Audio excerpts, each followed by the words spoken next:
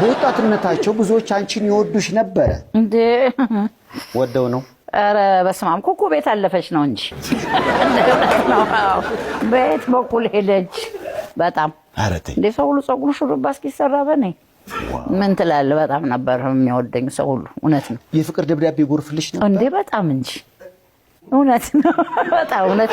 አይ በጣም እኔ ነው የማይወድ ሰው አልነበረም በዛን ጊዜ። ውሸት ምን ያደርጋል? ወንዶች ሁሉ ነው ማሰኛቸው።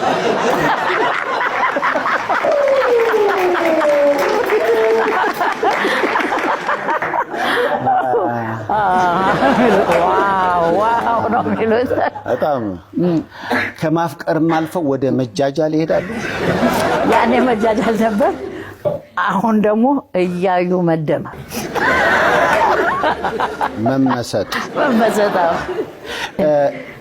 ከደረሱሽ የወድሻለው ጥያቄዎች ለየት ያለው አእምሮሽ ውስጥ የማይጠፋው በወጣትነትሽ ያቺ ኩኩ ያጋጠማል ወይ? ያቺ ኩኩ በጣም አበዛህብኝና ራሴን ተናድጄ በቃ አይዞሽ አለልከሰ የልጅነቴን እያመጣካስታሰኝ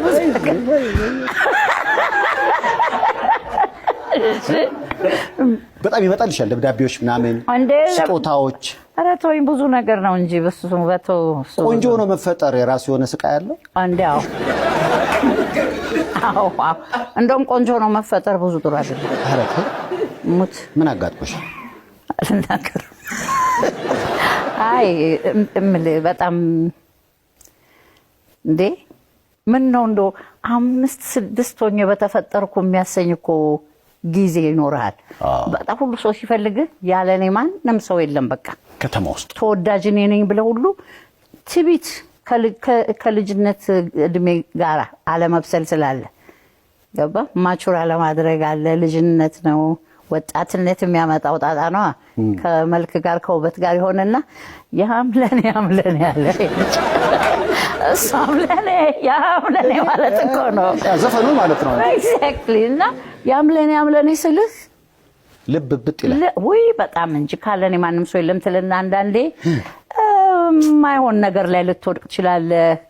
ስለዚህ ውበት የራሱ ነገር ካልታሰበበት ካላሰብክበት ገደል ሊያስገባህ የሚችል ነገር ነው። የሚቆጭሽ የፍቅር ጥያቄ አለ የቀረበልሽና ያልተቀበልሽው?